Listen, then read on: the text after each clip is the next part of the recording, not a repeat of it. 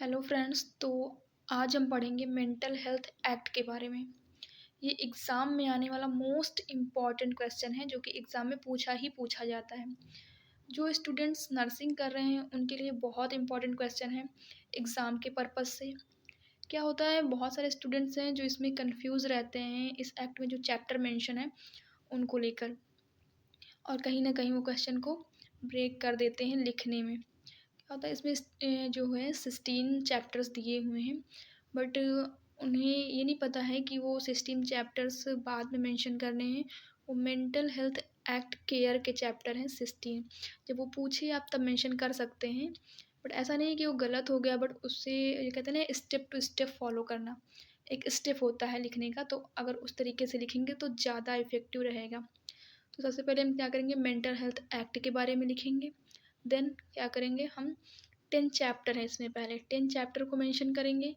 और अगर आपके पास टाइम बच रहा है तो आप मेंटल हेल्थ एक्ट केयर के 16 चैप्टर को मेंशन कर सकते हैं। आइए देखते हैं mental health act. Mental health act जो है 1987 में आया था। इसके ऑब्जेक्टिव क्या क्या हैं? First objective, to regulate admission and discharge process. ये जो एक्ट है रेगुलेट कराता है एडमिशन, डिस्चार्ज और एडमिशन की प्रोसेस को। देन सेकंड क्या है, सेकंड ऑब्जेक्टिव क्या है इसका, to protect the society violence and harm from mentally ill person.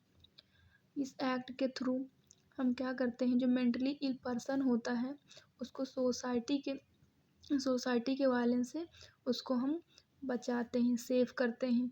ऐसा नहीं कि किसी भी हम पर्सन को उसको विदाउट प्रूफ हम उसको मेंटली इल पर्सन कह सकते हैं, नहीं।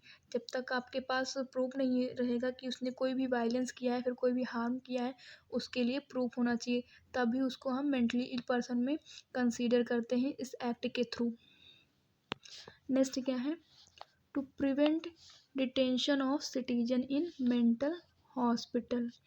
इसमें क्या होता है, इस एक्ट में क्या हुआ है कि हम किसी को लॉन्ग टाइम तक एडमिशन नहीं कर सकते हैं, किसी भी पेशेंट को।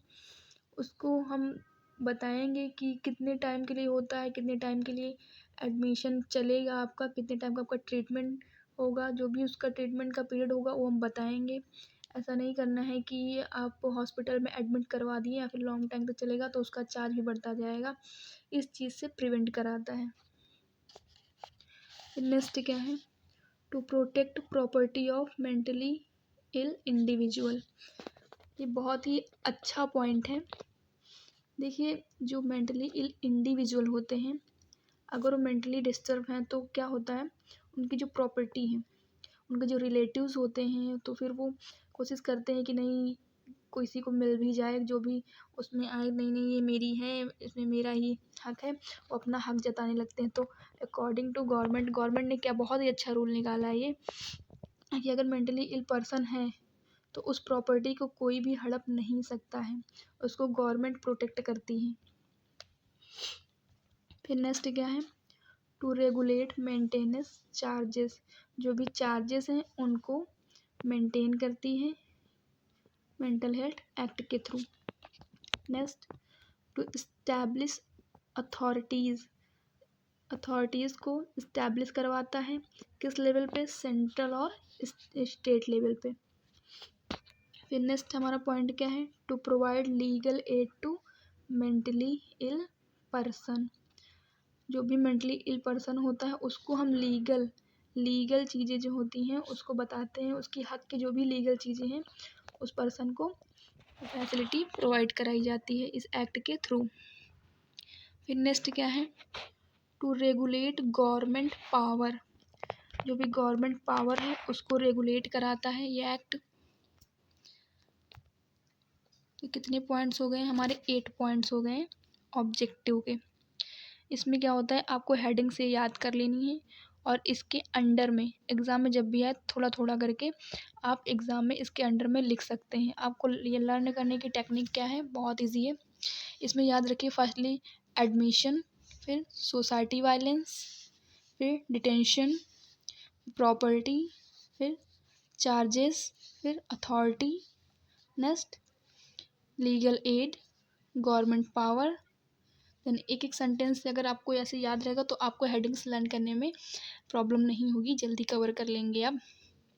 अब नेक्स्ट क्या करते हैं, इसके बाद हम इसके चैप्टर देख लेते हैं। इसके कितने चैप्टर हैं, इस एक्ट के 10 चैप्टर्स हैं। तो फर्स्टली हम क्या देख लेंगे, फर्स्टली होता है प्रीलिमिनरीज। प्रीलिमिनरीज इसका फर्स्ट चैप्टर होता है। सेकंड क्या होता है, mental health authority. Mental health authority का मतलब हॉस्पिटल बनवाने की अथॉरिटी किसके पास होती है, जो भी मेंटल के लिए हॉस्पिटल्स होते हैं, उस हॉस्पिटल को बनवाने के लिए किसके पास अथॉरिटी होती है, ये चीज़ इस चैप्टर में मेंशन है। Next psychiatric hospitals. Psychiatric hospitals क्या हो, जैसे कि नर्सिंग होम्स खुलें, साइकेट्रिक होम्स खुलें, ये सब जो भी है साइकेट्रिक्स हॉस्पिटल के अंदर मेंशन किए गए हैं। Next chapter, fourth chapter admission and detention. इसमें क्या होता है, इसमें ड्यूरेशन दिखाता है डिस्चार्ज की, जो भी डिस्चार्ज की ड्यूरेशन होती है उसको फॉलो अप करने के लिए इस चैप्टर में बताया गया कि कितने टाइम में डिस्चार्ज कर सकते हैं पेशेंट को, कितने टाइम में एडमिशन कर सकते हैं पेशेंट का, ये सब चीज़ें इस चैप्टर में मेंशन की गई हैं। नेक्स्ट क्या है, fifth chapter discharge infection leave. जो भी डिस्चार्जेस हैं उनको इंस्पेक्शन करने के लिए भी जो भी चीज़ें हैं इसमें मेंशन करी गई हैं डिस्चार्ज से रिलेटेड, कि उनको कब हम लीव दे सकते हैं पेशेंट को। नेक्स्ट क्या है, जुडिशियल इक्वाजेशन। जुडिशियल इक्वाजेशन मतलब inquiry property in mentally ill patient. जो भी मेंटली इल पेशेंट होता है उसकी प्रॉपर्टी की हम इंक्वायरी करते हैं, वो कैसे करते हैं सब चीज़ें इस चैप्टर में दी गई हुई हैं। नेक्स्ट क्या है, cost of maintenance. Cost of maintenance की बात करें तो गवर्नमेंट का जो भी फंड होता है, जो भी बजट होता है उसको भी मेंटेन करता है, कैसे मेंटेन करता है वो सारी चीज़ें इसमें बताई गई हैं। नेक्स्ट क्या है, राइट। 8 चैप्टर क्या है, राइट। राइट का मतलब यहाँ पे जो भी पेशेंट के राइट हैं, जो भी मेंटली पेशेंट है उनके क्या क्या राइट हैं, उनको क्या क्या राइट मिलने चाहिए, वो सारी चीज़ें इसमें दी गई हुई हैं। 9 चैप्टर क्या है, पेनाल्टीज़। पेनाल्टीज़ क्या है, अगर साइकेट्रिक हॉस्पिटल्स हैं, अगर वो जो भी रूल्स रेगुलेशन हैं उनको फॉलो अप नहीं कर रहे हैं, जो भी रूल को ब्रेक कर रहे हैं, तो उनको पेनाल्टी पे करना पड़ेगा। फिर नेक्स्ट चैप्टर क्या है, मिसैलेनियस। मिसैलेनियस में क्या है, लीगल इश्यूज़ के बारे में बताया गया, लीगल इश्यूज़ क्या क्या हैं वो सारी चीज़ें इसमें मेंशन है। तो ये हमारे 10 चैप्टर हैं जो कि आप ऐसे ईज़िली तरीके से याद कर सकते हैं। पहले हम मेंटल हेल्थ एक्ट के बारे में लिखेंगे, फिर देन हम इन चैप्टर्स को मेंशन करेंगे और एग्ज़ाम में अच्छे मार्क्स गेन कर सकते हैं आप। जस्ट आई होप कि आपको आज की क्लास समझ आई होगी। तो प्लीज़ वीडियो को शेयर करें, कमेंट करें। अगर कोई क्वेरीज़ है तो फिर आप कमेंट बॉक्स में बता सकते हैं। मैं ऐसे ही आपके लिए एग्ज़ाम में लिखने के लिए अच्छे अच्छे नोट्स लाती रहूँगी, जिससे आप बहुत ही ईज़िली तरीके से लिख सकते हैं।